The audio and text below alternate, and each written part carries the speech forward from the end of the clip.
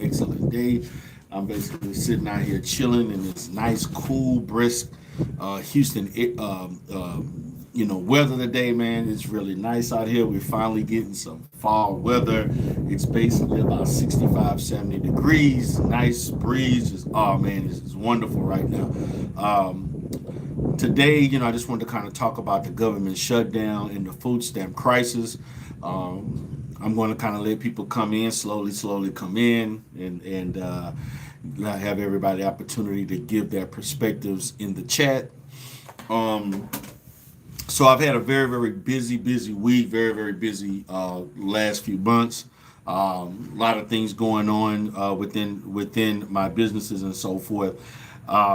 And so I want to kind of touch on something before we move forward. And we're going to talk about the government shutdown. We're going to talk about the food stamp crisis, because each of these things I have had at least one or more clients who have been affected, including myself, who have been somewhat affected as it relates to government payments through insurances and government contracts that I've had and so on, as it relates to this government shutdown.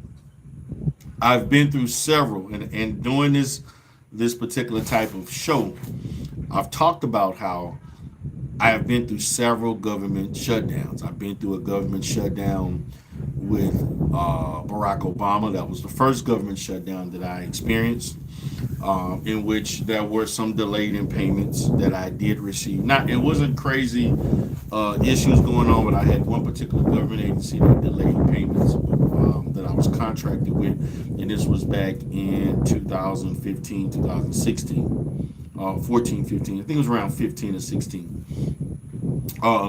Also, when it relates to the first government shutdown by President Donald Trump, um, I also experienced something similar, but it wasn't as bad. You know,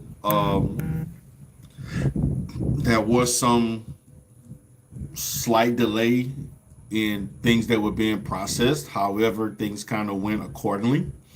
And with Joe Biden, we dealt with the crisis of COVID. So we had government shut down, and basically the whole country almost shut down due to these issues happening. And so now we have this situation. This is like the fourth government shutdown. And so again, as I've talked about in previous videos, this is a function of both political parties and able to work out their differences, and they're using this as a leverage to get what they want instead of doing what's in the best interest of the American people. And unfortunately, in our democracy, this so-called democracy, a representative democracy that is under the umbrella of capitalism, these are the things that we can get. Now, as it relates to the government shutdown, in my opinion, the thing that I see that's causing the biggest issues is the fact that I feel like there should have been some scaling of who are, like, as far as a levels to the type of government entities that are necessary for function. Okay. Um, just like during COVID, you had people, you had necessary government workers or necessary professions that they felt were vital in our country functioning, and they took the precedence over others. What I've been seeing a lot, as far as initially as this is going on, as it relates to the travel industry, particularly with airplanes and airports and things like that, um, TCA and others, where they're delaying flights, they're delaying, they're reducing flights, they're delaying flights, and so this actually messes up how people travel, a lot of people who travel, particularly people who have multiple connections statewide, citywide, that affects the economy. When you have people who are usually routinely flying around, to take care of business, they can no longer do so in their normal way of doing business. They can no longer function as they were in the past. And so that has effect on companies. That has effect on efficacy in any company, productivity. And so initially looking at this, I see the travel industry is what I think, particularly with airplanes and people taking flights, they've been hit really hard, and they're going to continue to be hit really hard due to the fact that I don't foresee the government reopening, or I don't see a motivation, a sense of urgency to reopen and to give people back their jobs. They're furloughing people. People are not getting paid. And to be honest, guys, don't you know, I saw this in the news, and this is in the Houston area. This is at Bush International and also Hobby Airport, where they were expecting government workers to work to provide these services knowing that they were not going to get paid. Now, I don't know any industry where people feel like you're supposed to work for free and not expect to get paid. And it was baffling for me to hear the people in the correspondence or whatever, and the people that they were interviewing stating, appreciate the gift, the Queen. Before you react, appreciate the rose. Appreciate you for coming in. I could not understand how they were expecting people to work for free. You know, they were saying things like you're an important part of the community, you're an important part of the economy, TCA and other security. You all need to handle this and do that. You know, we need you. Well, you need to tell the government that so that these people can work and get paid and take care of their families. No one is willing to take away their time to find another job, to go work, to provide a service to the public for free. Nobody is willing to do that. Once again, I want to appreciate Queen Before You React for sending me the gifts. Thank you so much. You sent me 4 gifts. Appreciate you, Queen. I love your videos. I've been watching your live streams in the clouds. Appreciate that. Appreciate that. Okay. So I want to know what you all think about that. For some reason, the tendency for citizens or people in the government, or in our society, where they think because you're providing this service, regardless of if the government is shut down or not, you should be working for free. And so when I think about the government shutdown, that's the first industry that I'm thinking about. And of course, guys, this filters into the next thing I'm thinking about is healthcare, road work, transportation, interstate, where maintenance of infrastructure that the government takes care of.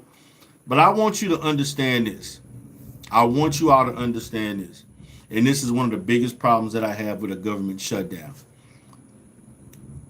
No matter what government shutdown that we have, I guarantee you the military will never be affected. I guarantee you there has never been one military job or position that has been cut or are not necessarily funded due to a government shutdown. Okay? I guarantee you, our government, as it relates to the military, all branches of military, okay, will never be affected by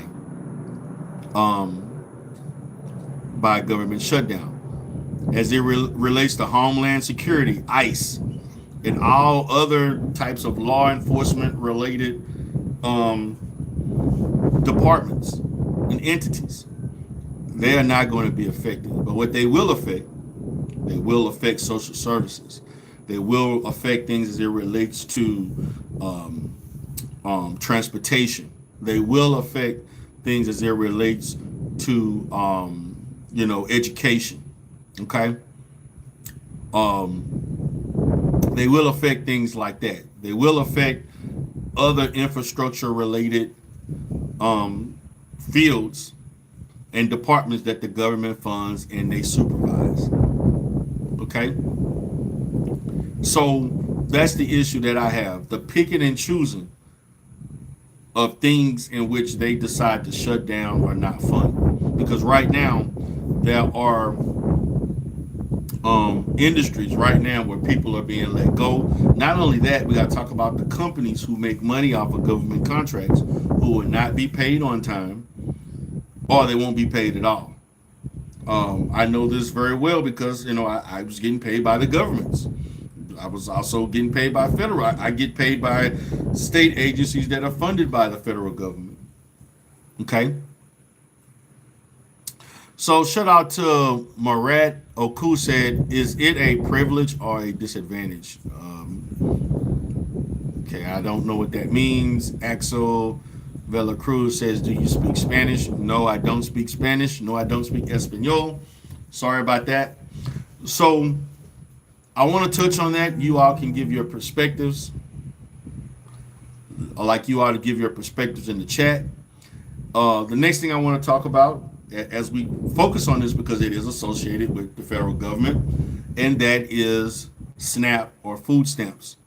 Okay, and so I really enjoy talking about these type of topics. I don't enjoy the fact that we're in the state of where we are within the government and in our society, as far as government and our the political atmosphere right now. But I do think that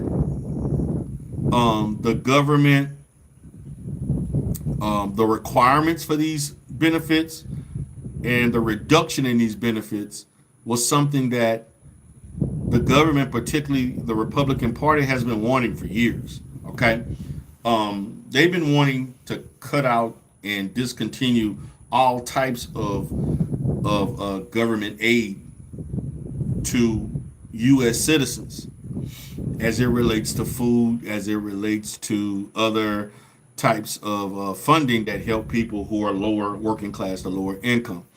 And so at this point, SNAP has been under fire. SNAP has been the thing that we focus on, and they've talked about how they're going to discontinue SNAP, and there's a crisis right now. What I have noticed, because I do work in the mental health is within the realm of social services. None of my clients, or none of the people that I have been associated with that work within the framework of my company and so on, I have not heard one client or anyone complain about not getting their benefits. In the state of Texas, which I'm going to say the state of Texas probably is in the top 5 on the state level of giving people adequate food stamps and TANF and things of that sort. I've known clients that had mental health issues and other disabilities. They were getting as little as $15 to $25 for food stamps a month, and I kid you not. It's a big contrast as opposed to when I was living in Louisiana, where I'm originally from, where I had the same type of client getting about $150 to $250, and that same client under the same circumstances living in Texas was getting $25 to $50. And then I would see another person, because that was some, just it was uneven, very unbalanced, because I could see someone else in another county or living in another city, another town, that in the same bracket, disabilities and so forth, they may get $150. And so it's very unequal how they, I don't know, they have some kind of how they compute how much money you're supposed to get based on, I guess, your standard of living. I don't know the equation that they create to determine how much you may get, but this is a big thing when you're decreasing food stamps, and particularly this is going to hurt families that are headed by women. Women who are heading households without fathers for their children, single parents, single mothers with multiple children. They're going to be the biggest victims. And unfortunately, guys, I don't want to hear this thing about trying to make this about. And I've seen this on online where they're trying to make this about black women being single mothers. They're going to be they're going to be in crisis.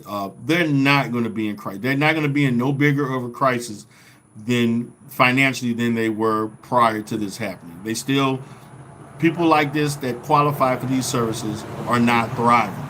Okay, they're not thriving. You're not going to thrive. And yes, I understand. Particularly in other states, there may be a woman with 5 children getting $1,000 worth of food stamps.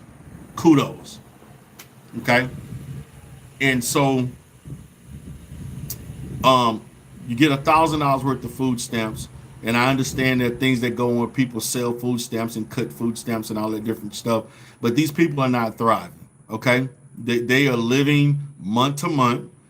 They're living on fixed income, which is whether if they get welfare checks, TANF or whatever. If they get disability benefits, SSI, SSDI, they're living on fixed income. They're not thriving. They're not building wealth. And also, so I don't understand when it comes to this. When it comes to these government benefits, they want to put a certain face in as the person who is taking advantage of these benefits. But we don't want to talk about people who are wealthy that take advantage of government benefits. Okay? I want you all to know that there are private entities that get government assistance. Okay? Let me repeat that. There are private entities who get government assistance, who are government recipients.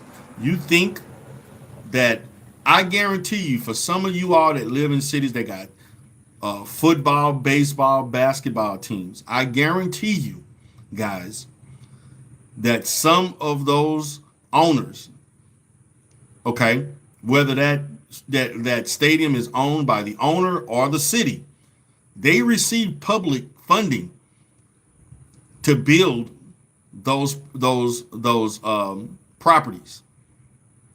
That's again that once you accept money from the public, you're that's welfare.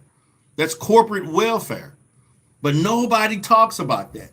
Nobody talks about the billionaires who get government funding. Okay, no one talks about the millionaires who make money off of government funding. Hospitals get government funding. Okay, this is something that goes on. So we want to click to try to demonize the working and poor that get government assistance that need it and they need it to survive. But we're not going to talk about the millionaires and the billionaires who get government funding, who are basically government welfare recipients from a corporate level, who build their wealth off of public taxpayer dollars. Are they going to get a decrease in the money that's accessible to them? Are we going to talk about how these private entities use government money to build wealth? Millionaires and billionaires get tons of government funding. Okay? But no one is putting, matter of fact, let's talk about all the money that Donald Trump got from the state of New York. Okay? Let's not talk about the bailouts, the mortgage bailouts from those banks. That's corporate welfare. Let's talk about all the millions and millions of dollars and billions of dollars that people got for COVID with the employment assistance and paying, for that, for to keep your employees going, with the CARES Act and all of that stuff. And I'm gonna be honest, guys, I was a recipient of some of that funding to keep my business flowing. Now, despite the contrary of what people may tell you about how I function in my businesses and stuff, I received every government, all the government funding that I've ever received I did so legally, and I did so, um, and I followed the process. There was no, regardless of what people may say that are saying about me, who seem vested in my life, invested in what's going on with me. I never illegally received any government funding. Okay, particularly with COVID or the I forgot the different acts or all the all the different loans and all the money, the CARES Act and things like that they were giving. I got that. You have to show tons of paperwork to get that, and it's scrutinized very heavily before they give you that money. They're not just applying for money and you're getting it. No. Okay? No, you're not getting. You have to show tax returns. You have to show your bank statements. Okay? You have to show a lot to get that. Okay? So let's not go there. So um no, why are we not talking about this? Why are we not talking about the corporations who get tons of government assistance? Who gets who you're paying for the stadiums, you're paying for. Let's talk about the universities. These state universities that fund, that get all of this public money to operate. The State University of Texas, Texas State, Texas A&M, all the major football powerhouses. We're talking about Ohio State, Miami. These people get state money. These universities make money. Harvard actually they took money away from Harvard. And you know what? Harvard, because of some stance, a matter of fact, this happened maybe 3 or 4 or 5 months ago, where the federal government actually took money away from Harvard University. And they took away probably about, I think it was around $250 million a year that Harvard was getting. And you know what? Harvard didn't even sneeze, they moved on.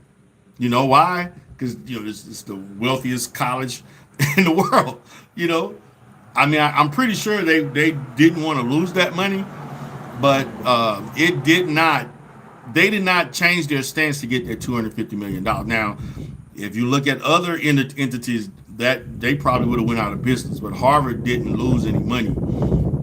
They didn't lose anything major as it relates to the function of their university by not getting the federal money. Okay. And so this probably happened to Harvard and some other private universities that had a certain stance and certain things they were doing that the government took the money away. So we're going to look at the hardworking man or woman who's getting government resources that make under $35,000 a year, who's striving to take care of their family and their kids, who's working overtime to try to make ends meet, who probably has 2 jobs or more jobs.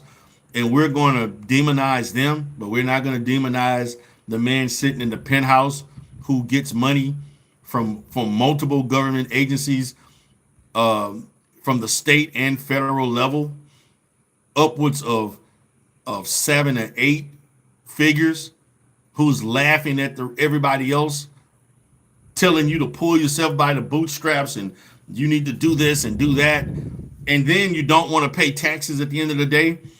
Also, so who's really getting a free ride? Who is really getting a free ride? These people are not getting free rides because they are not thriving. Okay?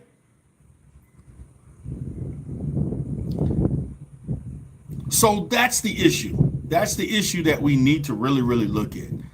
And so, as it relates to SNAP, as it relates to different food stamps, and I know it varies from state to state, because some states are more generous than others. And I know for a fact, the state of Texas gives the least. I know this is a very, very conservative state, and as I've told you, I know this for a fact because I've had clients who would say, "Hey, listen, I get SSI, I get food stamps, I get this amount for SSI and I get $20 in food stamps. Why can't I get more? And I'm like, wow. That same client that I would have that would live in Louisiana would get 150 to 180 to maybe $200. And Louisiana is a poor state, in the top 10 of poor states in the union. Texas is probably the richest state. Okay? And that's facts. And that's just a fact. The states that I've seen that have been the most generous with giving government assistance is probably states on the East Coast and California. I've seen the state of California gives a lot. I've seen states like Maryland give a lot. Virginia. I've seen states like Pennsylvania give a lot. Even New York, they give a lot of as far as government assistance. I've seen them give a lot. Texas won't. Texas is not. Louisiana gives a pretty good amount. But I do think a lot of states in the East Coast they do pretty well, and the state of California gives funds well as it relates to people getting those type of benefits. Okay, but I think that the way this is played out, it's not as bad as people would like it to be. However, it all varies on the state. It's not like every state in the union is affected on an equal playing field as far as how much money that they're giving. Because I'm gonna be honest, more states vary on how much money that each person gets. Some states are more generous than others. The state of Texas is not that generous, so it don't really matter to a certain extent. So I also want you all to know that I don't think that this is the end of that. I think that there will be other necessary and needed benefits that working class and lower class working people will not get anymore, or they're going to decline how much they give you. They're starting at TANF. I think the next thing they're going to deal with is Section 8 and HUD housing. To me, I hope that it doesn't happen, but to me, that will hit the hardest. Now, it hadn't came up yet, but Section 8, they're not going to stop at SNAP and TANF. They're going to go at other different things. And the thing that will cause the issue, the biggest uproar, if the government defunds housing, there will be a big problem. Okay? And so that's my fear. My fear is that if they decide to make a huge, if they decide to cut or decline funding for HUD Section 8, then it's going to be a big problem. What's up, K Business? How you doing, man? Shout out to K Business, guys. I want you all to check out K Business. That's my brother. This is in the state of Maryland. He does a lot of case management. He does processing. If you want to learn how to operate, get your business started, you want to learn about being just to get things going. If you have an entrepreneurial mindset, go check out K Business. He definitely can link you in the right direction. I want to say, guys, for those that think that are saying that I'm out of business. I am not out of business. And one of the reasons why I'm not out of business, because of the brother named K Business who helped me build my consulting practice. I want you all to know this right now. I have clients in Dallas. I have clients in San Antonio. I have clients in Arizona. I had a client in Virginia, all because of K Business. I have clients right now. And to me, I never put a lot of energy behind my consulting business, which I currently have and is growing to become very lucrative. I owe that, a big portion of that, to K Business, because a lot of them watch a video that I interviewed with him about starting a healthcare practice, healthcare business, and also mental health. And thanks to him, I was able to grow my consulting my consulting company. Okay, as far as that being another stream of income, so much that I have that to fall back on, despite what people may think. And so at this moment, I know, and being a business owner for well over 17 years, my main focus is no longer just strictly mental health, but the business of mental health. And so in that video with him, I talked about the business of mental health, the business of healthcare. And so I am able to pivot, and I am able to utilize all skills that I have harnessed and developed in 17 years and over 20 years in mental health to help other companies become profitable, to help people get their businesses started, to help them grow their companies, and to help them help them avoid mistakes that can hurt their company.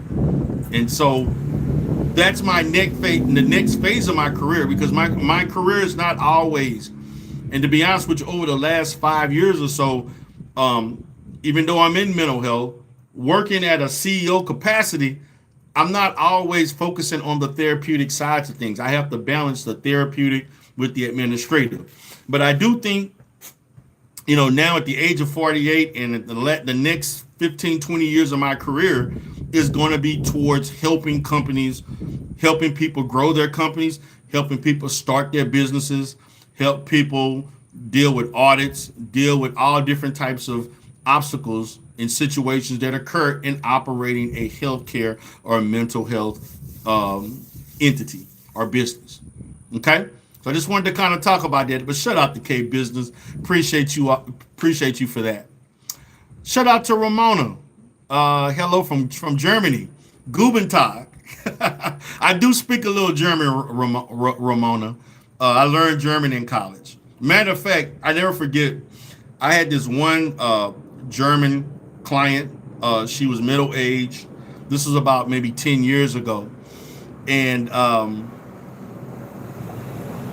I was counseling her and her daughter, but mainly, the mom needed, needed therapy for a variety of reasons.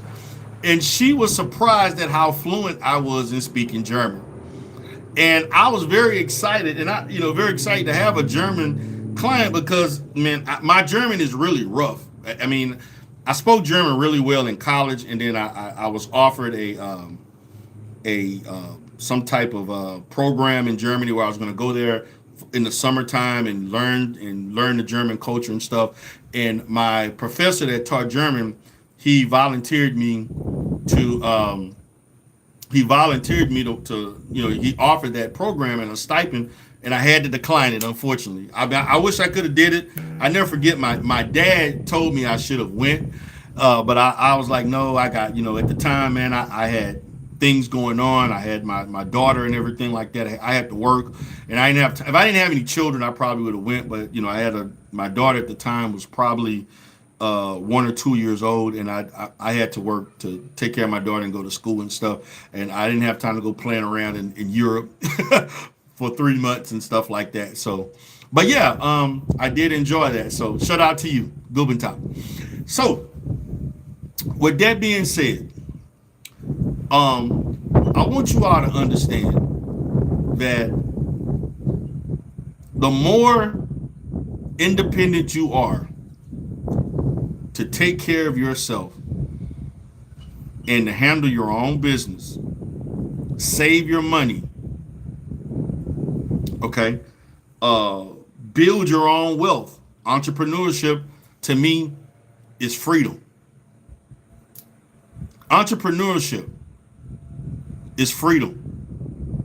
Building your own. Now, it's nothing wrong with having a job. It's not.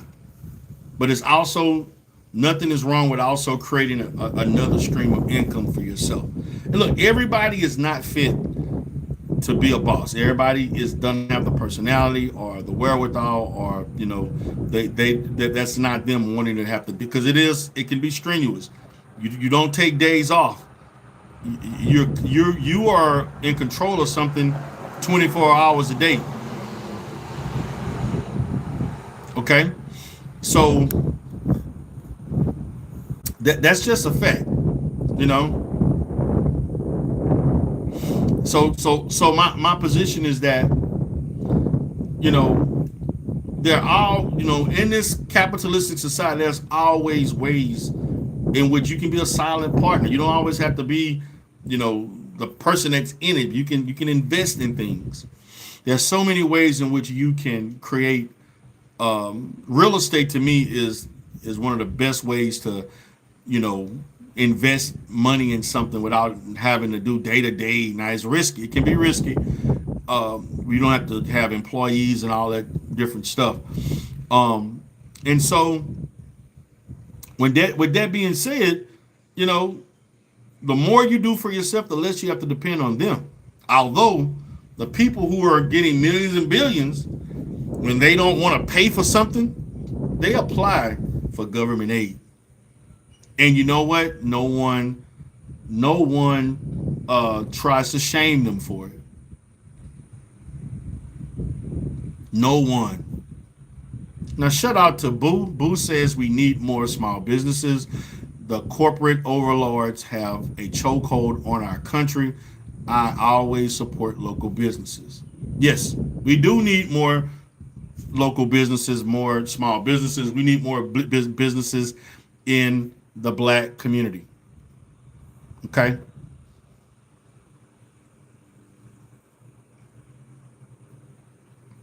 And so, and look, business is a risk, but it's a calculated risk based on you studying your industry, knowing your industry, and effectively calculating the things that are necessary. Okay, some businesses are going to be more profitable than others. So that's just what it is. Some businesses are not going to be profitable at all. Listen, despite what people may say, I have had several businesses. I have had businesses that were in operation that are no longer in operation. I have tried a multitude of different things. Some worked and some didn't. Okay. I have, legally, created those businesses. Okay. And, every business is not going to prosper. I've had failures. I have had huge failures, but I've also had huge success. And so I don't allow a failure to deter me away from continuing to be an entrepreneur. Right now, as we speak, I am working on at least two new businesses as we speak. I'm working on two new businesses as we speak. One particular business, I've already obtained the certifications about 2 months ago. Another business that I'm looking at, I'm going to start the journey of that actually next week, and getting that going. And so that's where I'm at, guys. That's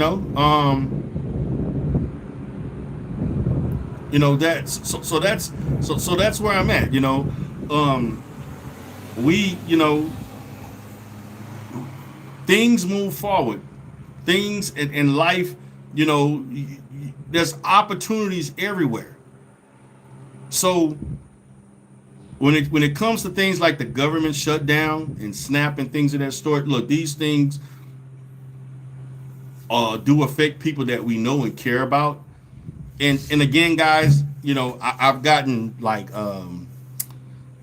mail and things like that from different food banks and different social service agencies asking you to donate. I donate to other entities. I do that all the time, nonprofits. I have a family member that has a nice an educational nonprofit that I donate to, and so I am an advocate of people who donate and support nonprofits and social service agencies to provide services. No doubt. And I'm going to continue to do so. But I do think that we need to really look at who's really the problem as it relates to government subsidies and government benefits, because that's welfare too. That anybody that receives public funding, you know, you're a recipient, you're a welfare recipient of the government, state, local government, federal government. But nobody says anything about that. Getting government grants. Universities bleed the government with grants and different subsidies. No one says anything. So I just wanted to lead with that to give you some food for thought as it relates to how you are processing the government shutdown and I won't say entitlement, but a government benefit such as food stamps. We really need to look at a full range of all government benefits that are given and who is actually taking advantage of that. So with that being said, guys, this is D Durrell with D Durrell Life Solutions. I hope you all have a great day.